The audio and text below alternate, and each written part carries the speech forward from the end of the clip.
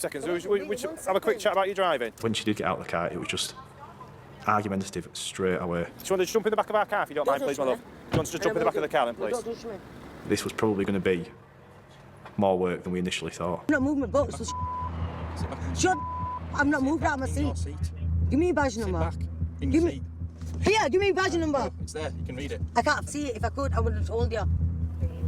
Don't touch me. Sit back in your seat. Sit back in your seat. I move. What's going to happen next? It became ridiculous, so there's no way we're letting that carry on for much longer. Not having this. What? She's getting handcuffed. I'm going to say, yeah, she's feisty, isn't she? Yeah. Hand, give me a hand. And he's lying. I touched him. You're your dead asshole. You all right, mate? Give me a hand. We're not good, we're just having a quick chat with us, though. We're just... No, he's not.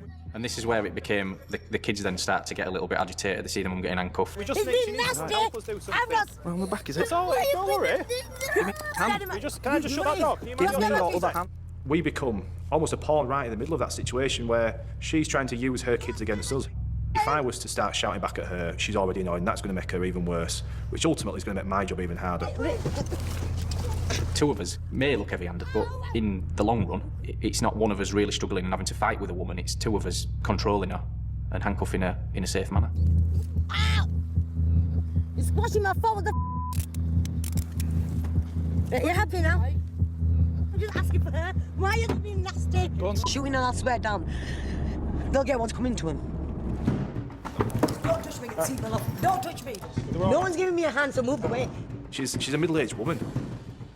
I don't want to have to be grabbing her and pulling her down the corridor. I'd much rather she came of her own fruition, because I don't want to hurt her. No, I'm not even resisting. There you go. Tell me to get off me. I'm not even resisting. 1 hour after stopping her, the cops finally get some answers. Oh, yeah. Okay, details. Yeah, go on. She's a disqualified driver. So if you can further arrest her for that offence as well. So what is the real name? Okay, so We found out her real name, we found out she's got history. We know then it all becomes clear, it all falls into place that this isn't her first time. So, with the clock ticking, the cops are keen to get her breathalyzed. We spoke to her, it's nearly an hour ago now. She is clearly drunk and driving. It could be that if this takes so long, it could go down to below that legal limit, and that evidence is lost. But it's still another 35 minutes before they get her on the machine. take a deep breath. Place the mouthpiece in your mouth. You can't. As soon as it's done. Deep breath in. You'll have a certain amount of time to do this. Right, wait. Yeah, this is one big game now, definitely. You can tell people that have been here before, just to buy that extra time with this process, it's just a matter of time. The longer it takes to get onto that machine, the more the likelihood is that you'll be under the limit, and she's tried her hardest to be under that limit. The legal limit is 35. Oh. The lower reading being 77. Oh, so you're just over double the limit, aren't you?